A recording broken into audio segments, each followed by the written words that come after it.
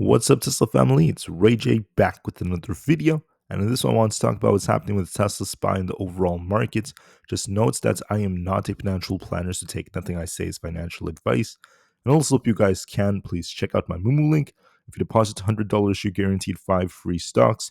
Deposits $2,000 and you're guaranteed 30.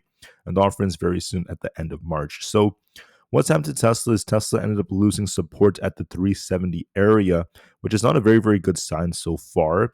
We weren't able to hold this, so we dumped all the way down to 365, which is the level I called out. And the thing about this is this. So 365 is very close to this 363 zone, which is where we had a previous resistance becoming support. So I'd argue that we have very, very critical support right over here. And I would love to see Tesla hold at least 363. The reason it's very critical is because this was a very, very tough resistance, which led to a cup and handle breakout. This was back in December of last year. So this was a very, very critical level for Tesla when Tesla got this big breakout. So with that being said, I would love to see Tesla hold this and try to bounce off this level. If we lose this, there's going to be a risk of us dumping even more all the way down to about the 350 area. So you want to be very, very careful with Tesla right here. We have to see if 363 to 365 holds us. If not, there's going to be a risk of more downs. Let's just keep that in mind. So why is Tesla dumping? It's the same thing over and over again. We're still seeing the mainstream media screaming about the fact that their January sales are relatively weak, especially in Germany. They're down about 59%. In other European countries, they're down between 12% in the UK and the 40% range in like Sweden and Norway, and many different other countries are seeing big declines in their sales. Not really, really good for Tesla, especially for the main five European countries, but also down in the entire EU for now.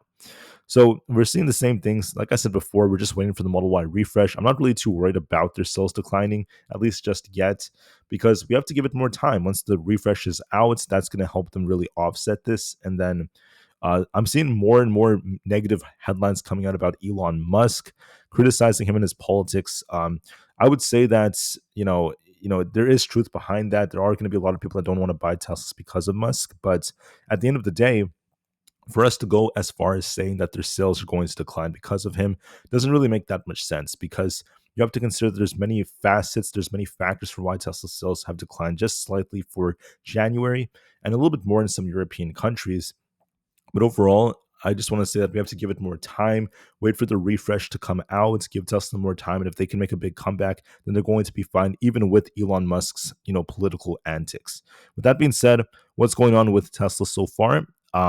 We are not looking too good. In all honesty, we're down 3% so far. We're still seeing more news about this. There was also some news coming out about the tariffs in China increasing on the US, thus being more negative for many EVs from Ford to Tesla, causing their expenditures to go up. Not the best of news. So all this news is causing this dip on Tesla. I want to see us hold 363 at the very least. We have resistance to reclaim around this 370 area.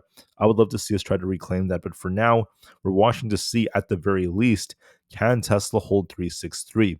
If we lose that, it's not going to be a good sign. What's going to be a real bad sign is if we close below that. So close is going to be very important. And right now, watch that 363 area. I want to see if Tesla could hold it or not. The 4-hour looks bearish, and so does the daily chart. We are looking weak right now, but we're testing a very critical support near 363. So we'll see if Tesla holds it or not. As far as SPY goes, okay, the setup has a very nice rising wedge-like structure. I'm watching to see if this holds or not. Just keep in mind that this could dip a little bit. It's possible SPY dips a bit towards the lower end of this wedge. We were talking about this in my morning video, but then we could bounce and continue to push up for the 609 to 610 area. This could just be a very temporary pullback because you're getting ready for a bigger push, and we haven't lost this trend line of support, so technically SPY is still bullish. As long as we're above 602.31, we remain bullish. We could dip all the way down to 602 and then bounce and still be very, very bullish. I favor the upside direction, and I think that this might just be a dip before we see a big bounce. So could we dip closer to the 603s? Yes, I think we could dip more. I think there's going to be a risk of more downside for SPY, but then there's going to be a big bounce likely coming afterwards, and I think that this could still run back up to 609 by tomorrow or the day after. Sorry, not the day after, tomorrow or Monday, just to clarify. So, could we pull back? Yes, it's possible we get closer to the 603s. It's always a possibility. But then, as long as we hold this trend line, we should bounce on SPY and continue this uptrend. If we lose the 602s, I will turn more concerned, and then 600 becomes a possibility. But as long as we hold 603, I think we could try to bounce. On the QQQ, this is declining to where this trend line is. It's still holding up well, but it's possible we actually dip close to like the 525 to 526 area for a slight decline. But then as long as we hold support, we could try to bounce and continue this uptrend. It's still bullish, even if we do get a small pullback for the temporary term. Is there a rising wedge? Yes. That could lead to more downside later on, but we haven't broken yet. So it might just be a small touch of this support before it continues to go higher. Then we'll see if this wedge leads to downside later on. But for now, we're just looking at a move like this. For others out there, we have the Russell 2000. This is also bullish.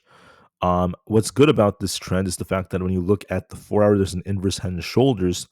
But for the short term, okay, even though the medium term is more bullish, for the short term, it is declining a little bit. We were not able to hold above 230. If we break 230, we're looking for a bigger push for like the 232s. And if we can't hold above that, we're looking for support at 227. So, yes, we could decline to about 228 to 227. Then we'll see if we bounce off of that. We have resistance at 232.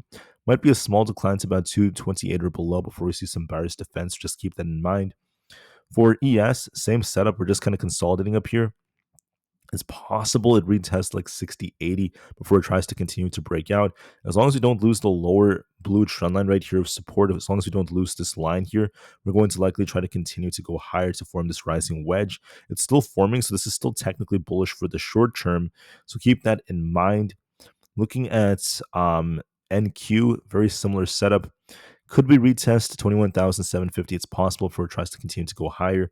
Just keep that in mind. Nvidia pumped very nicely, but 226 is a tough resistance. I did mention it might shuffle here for some time before it tries to break out. The main support's at 122, excuse me, guys. 122.77 is the main support, and we have 126 as resistance. I want to clarify that. As long as we're above 122, we're going to be fine. If we do get some kind of pullback like this, we could still break out a lot higher. This could also be resembling kind of like a left shoulder heading than the right shoulder. So we're doing fine. I'm not really too worried about this for now. Once again, Tesla's barely at 365. We're very close to that 363 area I called out. We'll have to see if we hold this. I'm a little concerned about this. If we lose 363, it's going to be a bad sign for Tesla, and the 350s would come very easily if that ends up being the case. So let's see if we can hold 363 or not. If not, Tesla will dump more. Apple has resistance at 232. Kind of tough up here. It could decline back down to about 230 to 228. As long as we hold 230, we could bounce again and then continue to push higher. So we'll see if that ends up being the case. For AMD, in my honest opinion, I think it's holding up nicely. It could dip a little bit more. We did talk about this, but the question is, are we about to break these lows? If we break these lows, I'm just going to continue to dump to the low 100s. If we dump like to 107 or so and make a higher low, then we could try to bounce for 113. So I'll be watching. Do we end up bouncing off this low right here, or do we end up losing it to start dumping? So I do expect us to kind of get close to that like 107 area, and we'll see if buyers defend. Coin is looking bearish as of right now. It might be dipping to about the 269 area. So 269 or so could be coming. We'll see if we bounce off that, but there could be some more downside. On Amazon, we're range bound between these key levels. We have earnings coming out very soon, so that could cause us either pump or dump. If we lose 234.9, we could be dipping lower. If we break past 240, we're looking for a bounce. Otherwise, we're just range bound, and we're going to be waiting to see what happens after earnings to really help this push. Meta remains bullish as long as 700 has held. We're looking for the 720 area as our target. Looks bullish to me. Microsoft is bouncing, looking for 416 as our resistance. We'll see if we hold above that or not. If we do, we're looking for 420. If we don't, we're looking for a dip to 412. Google's in the middle. We'll have to see if we could try to hold past 191. If we lose 191, we're looking for 189. As long as this holds, we could attempt to rebound for 195. So give this the time it needs. With that being said, guys, I want to thank you all so much for listening. So please have a good rest of your day. Anyways, as far as Tesla's going, we have 365 and 363 to watch for. I hope Tesla holds 363.